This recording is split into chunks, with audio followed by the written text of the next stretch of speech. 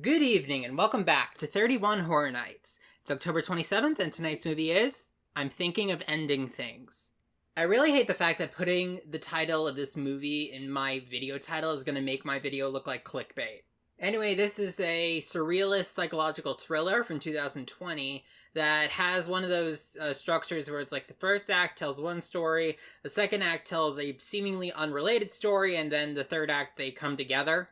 I definitely saw a lot of the first story in the trailer. It's sort of like a meet the parents kind of thing. There's this couple, a man and a woman, and they're going to the man's family house for Thanksgiving or Christmas or something. And there's just a lot of weird vibes that she's picking up on.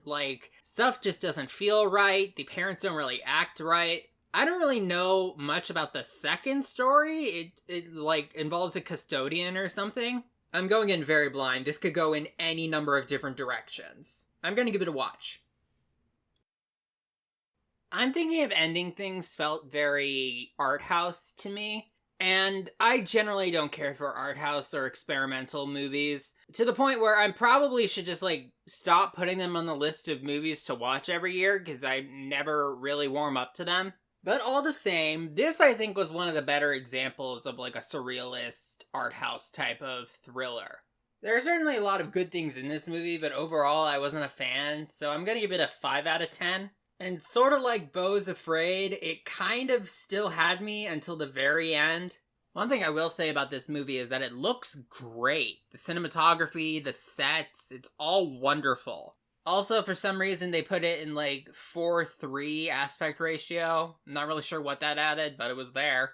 The acting was also really good in this movie. Funnily enough, there was a part of my brain that registered the fact that Toni Collette was in this movie, but I didn't even recognize her at first. Everything about her demeanor was so completely different than it was in Hereditary or Nightmare Alley that I didn't even register that was Toni Collette when I first saw this character. But she plays the man in the couple, Jake. She plays his mom. And Toni Collette is an amazing actor because the way that she was able to play this character, changing the mood on a dime, instantly. And I will say, this movie made this dinner, the conversation between Jake, his new girlfriend, and the parents, a special kind of awkward and uncomfortable. I wasn't even aware a movie could make me feel this way. It couldn't stay normal for more than 10 seconds. It kept taking sharp turns. And the most disorienting part about it is that it kept changing which one of these people was making it weird. Sometimes it was the dad, sometimes it was the mom, sometimes it was Jake. And that's a good way to sum up a lot of this movie. It's always weird, but the way that it's weird and who's making it weird keeps changing from scene to scene. Pivoting to the subject of characters, the two leads are Jake and his girlfriend, who's never really given a proper name in the movie, but since she narrates some of it, I'll just call her the narrator. She's actually the main character for most of this movie, and I liked her character. I liked the way that she was acted by Jessie Buckley. She was the everyman for most of the movie, except for some scenes when, for some reason, she was the one making it weird and Jake had to be the everyman. And I made a mistake when watching the trailer and reading the description on Wikipedia because I thought that they were talking about how, the first act is the meet the parents thing and the second act involves this custodian. But really, the entire thing is the meet the parents plot, and, every once in a while, they'll just cut to that custodian cleaning a high school. Before going into spoilers, I think I would just sum up a review of this movie as it's very interesting. It looks great, it has some really good acting in it, there's a lot of interesting moments of really catching the audience off guard, but there were also long stretches of boring parts of it.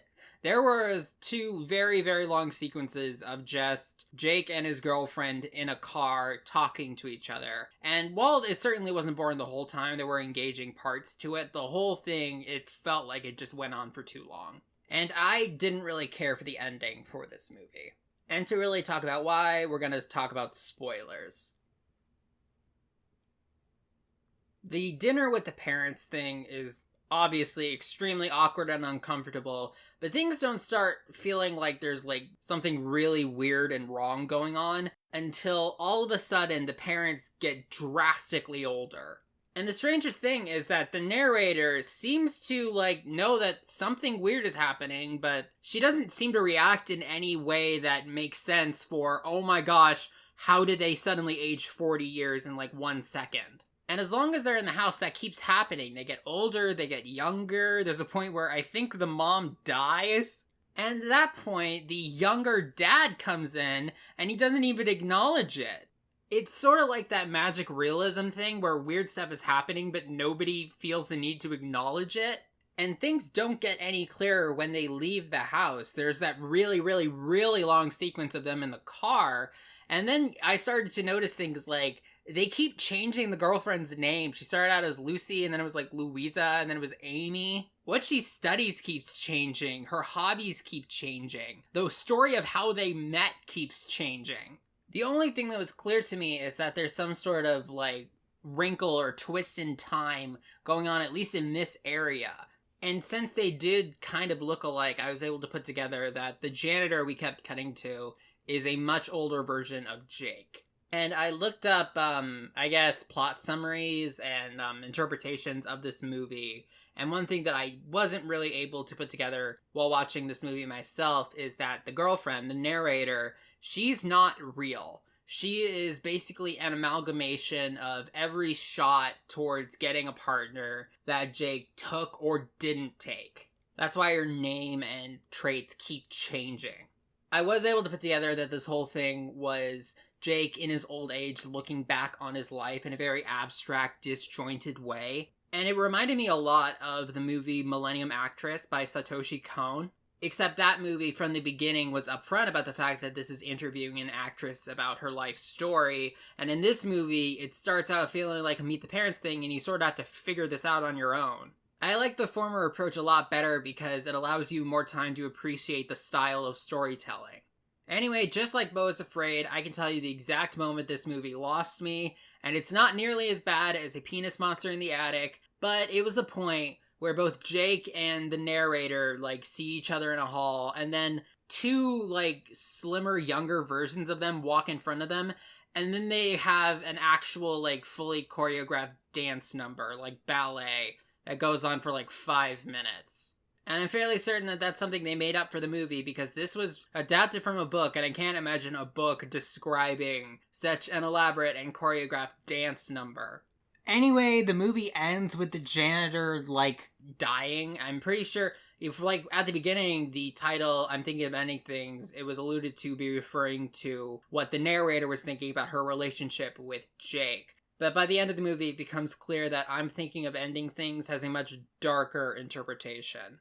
It was an interesting ending, but honestly, I felt kind of cheated because throughout the entire movie, the narrator was the main character, and I was getting to know her, and I was liking her. But then the movie just sort of dropped her, and then suddenly the movie is all about Jake, a character that I liked less. It pivoted away from a movie I was actually more interested in. This movie's not bad by any means, but, like, most of it is just withholding information. I think a very similar but much better version of this movie is Millennium Actress. That has the same sort of metaphorical, surrealist style, but it's a lot more straightforward.